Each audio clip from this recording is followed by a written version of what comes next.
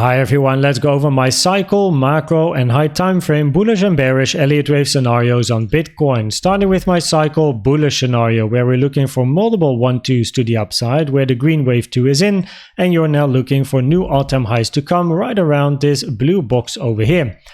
Now it makes sense that the green wave 2 is in. As you can see, each wave 2 retraces a little bit deeper. So the 236 in red, 382 in yellow, and the 0.5 in wave 2 in green over here. But what also makes sense for this to be the low in the bullish scenario is that this corrective structure, this green wave 2, was exactly the same time as the yellow wave 2. So therefore it makes more sense. The low is in and you're going to be looking for all-time highs where you can see the target area is between the 0.618 and the 0.786 pulled from the low to the high of the green 1 to the low of the green 2 with the trend-based fib extension tool on the logarithmic chart. Now the reason that this is an area of interest for the high of a new bull market has to do with the previous bull markets. You can see that in yellow, the yellow high went to the 0.786 with a trend-based fib pull from the low to the high to the low over here, meaning this yellow wave 1 is a little bit shorter than the red wave 1. Then in green, you can see the 0.618 was hit, taken from the low to the high to the low over here. So that means that this green wave 1 was shorter than the yellow wave 1 over here. So with that in mind, we can give an estimation for the blue wave 1 being around the same length as these other two wave 1s or maybe a little bit shorter, which gives a target around 100k to 180k. What you also see are fib times on the chart, and this yellow wave 1 over here hitting the 1.382 taken from the low to the high to the low over here, meaning that the yellow wave 1 is a little bit longer in time than the red wave 1. However, the green wave 1 was not longer in time than the yellow wave 1. Instead, it was the same length in time.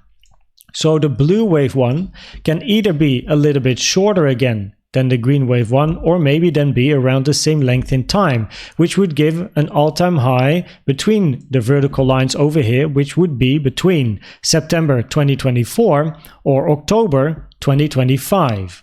Now finally, you see two of these pink bars patterns on the chart, and these are the beginning of the bull markets in the past. Here's the COVID dump, the beginning of the bull market, and this is the one from the beginning over here all the way in 2015.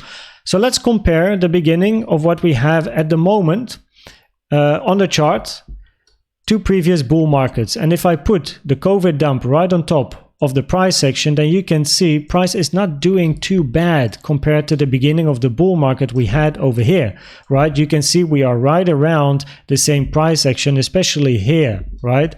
Now, if I then take the other bars pattern, put it on top of price, then you can see there's even more overlap. So compared to the bull market that started all the way down here in 2015, we are basically on exactly the same level compared to price and time of previous bull market. So at the moment for the bulls, that is looking good. Of course, the invalidation would be price taking this low over here, but honestly, the invalidation really is taking 15.4k because you don't want to see that low being taken.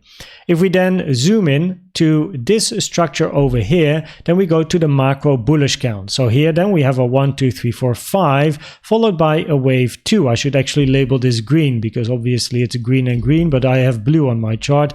But we have a wave 1, a wave 2 that is finished just above the 0.5 and also just before the 0.382 fib time taken from the low to the high of the wave 1. Little less common that a wave 2 or any corrective structure finishes before the 0.382. However, the time frames that we're working on, you can see that on the higher time frames it is more common. Also this wave 2 retracing, for example, to a 236, where normally the most common targets is the 0.5 to the 0.786 far below. So this for a wave 2 can be perfectly fine time-wise as well for then continuation to the upside. If we then zoom in to the high time frame bullish scenario, so we zoom in over here, then what we're looking for is the low already in. So the low is in over here, right on top of the 0.382 taken from the low to the high of A or 1, which is a less common target for a wave 2 and a more common target for a wave B. And we're going to be looking for new highs to come, where if you look at a wave C target, then the target is between 40.4k and 44k, and for a wave 3 you would expect at least the 1.618 to be hit at 50k. Now, because the 382 has been hit, we have to definitely keep an eye on how this price action is going to develop, because if this is a wave 3, you want to see a big parabolic move and volume increasing as well. If you get more of a grinding structure to the upside, similar to what we see over here, then the probabilities of this being a wave C are going to increase. You want a more impulsive move to the upside compared to this potential wave 1. If we then zoom out again and go to the bearish cycle scenario, then we have to look at this scenario over here. In this scenario, we then have a finished 5-wave structure, the high is in, and we're going to be looking for a multi-year longer bear market to the downside, where you expect 15.4k to be taken. Now, the usually most common target area for a wave 2 is the 0.5 to the 0.786 pulled from the low to the high, which means $400 to $20. Now, you can imagine that is very unlikely, and this is where on the higher time frames I just mentioned, the fibs change a little bit, right? So the 0.236 in this scenario would be my maximum target from an Elliott Wave point of view, which is sitting at 6k over here. And time-wise, I also have the 0.236 and the 382 on my chart, which means the 1st of April 2024 and the 1st of September 2025. Because on this higher time frame, it wouldn't be a surprise to also make a low before the 382, before then continuation back towards the upside. Now, in this scenario, you can also see wave 5 hit the 1.618 taken from the high to the low over here, which is a common target for a wave 5. If we then zoom in to this structure over here and we look at the bearish macro scenario, then we have to look at this scenario over here. Now, in this particular scenario, 5 waves are finished, right? We have a cycle wave 1 finish. We're going to be looking for a multi-year bear market to the downside, where we are then looking for a 3-wave structure. 5 waves finished, looking for a bigger ABC or a WXY. It doesn't really matter for what we're looking for, as the most common target for a CNY is the 1 to the 1.236. And internally over here in this move to the upside, we're looking for a 3-wave structure in an ABC.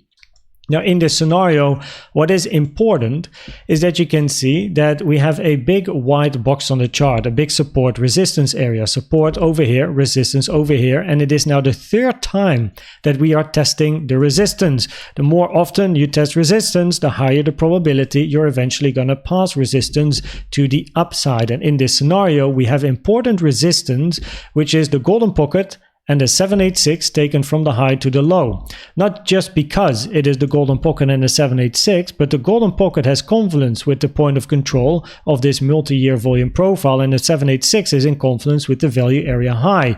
The 618 sitting around 39 to 40k, and the 786 is sitting, or the resistance around the 786 is sitting around 48 to 50k. So 40 to 50k is a very, very important resistance area indeed. Now, after the bearish wave C over here, we then expect a move towards the downside, where the most common target is between the 1 and the 1.236, which is then between 11k and 8k. Now, you also see it has confluence with the golden pocket taken from the low to the high, as well as the multi-year value area high over here at 9.7k. After which you eventually expect a move towards the upside. Now, let's zoom in over here and look at the bearish scenario on the daily time frame. And the bearish scenario will eventually also be bullish, because in this scenario we are just looking for a different A or 1, a 3-wave structure with another low in the making, B or 2, for then continuation to the upside, meaning that the low will be in over here, at least temporarily. You will take the high first before potentially reaching new lows. But this is on the high time frame, a more bearish scenario, as we still expect then the low to be taken. So we expect a 3-wave move, either then in a zigzag or a flat. And you want to see wave 2 or B going to the 0.5 to the 786, pulled from the low to the high over here, which is between 23.6k and 18.9k.